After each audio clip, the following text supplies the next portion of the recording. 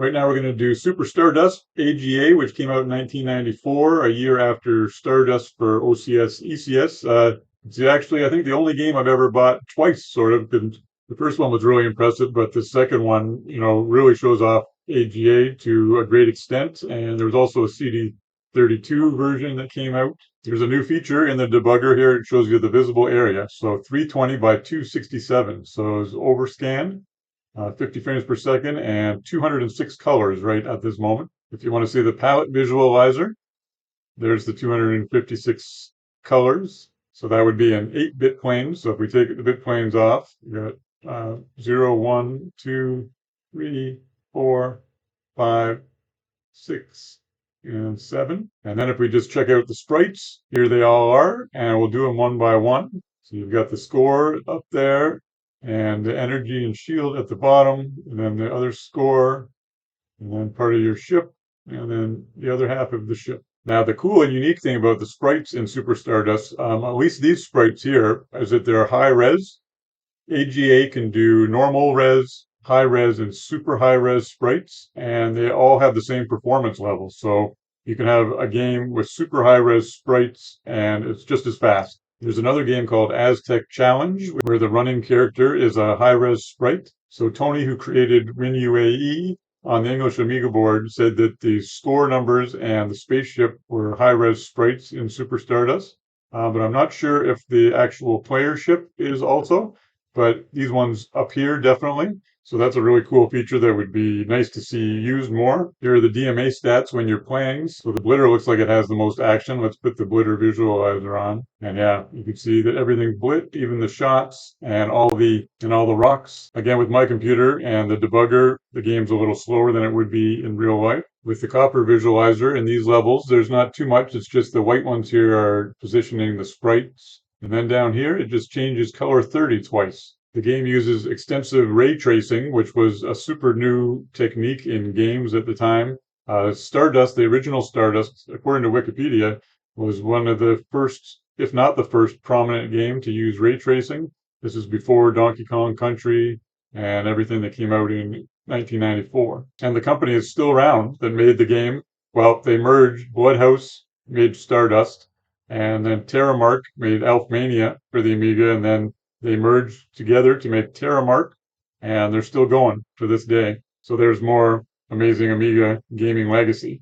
We all know the real star of the show for Super Stardust is these tunnel sequences, which blew everyone's mind back in the day. So if you look down here, you can see frames per second, 50 frames per second, 57 colors, and a visible area of 320 by 255 still. So with the palette visualizer, you can see that it's in dual playfield. There's 15 colors here for the one playfield, and then starting here, you have the next 15 colors. So let's take a look at these bit planes. Bitplane 0, 2, 4, and 6 are all the enemies. You didn't see Bitplane 6 with that earlier ship, but if you put it on here, you can see that it also uses Bitplane 6. And then for the other playfield, it's Bitplane 1, 3, 5, and 7. At first, I thought Bitplane 1 wasn't affecting anything, but yeah, if you take it off, you can see it changes it. So it uses all 4 of those. So 16 colors on each playfield. Here's just the enemy playfield in action.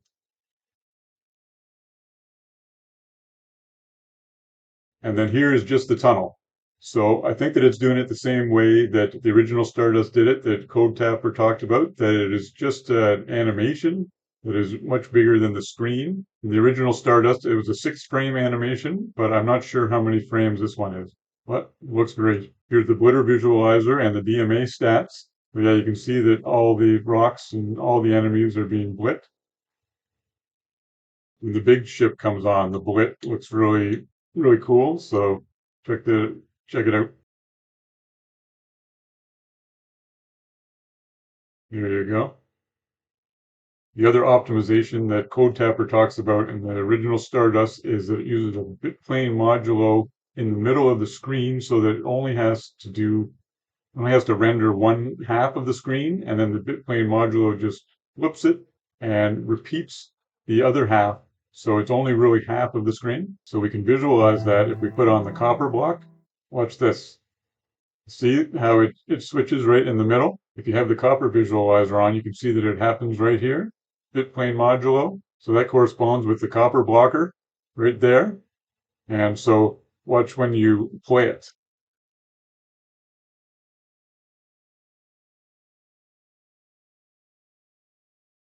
So when you hit the middle of the screen there, you can see that it's repeating. So it only has to render half of the screen. So it makes it so that it can be faster and stay at 50 frames per second. So it's quite a cool trick. Here's another one of the amazing tunnel sequences with just the enemy playfield and just the tunnel parts. And there's the Bitplane modulo on this level. We got quite an incredible game. And next time someone says, oh, well, there's no difference really between OCS and AGA, show them Stardust and then show them Super Stardust. And you can see there was quite a huge improvement. And until next time, please like and subscribe and comment on the video. And we'll see you next time. Take care.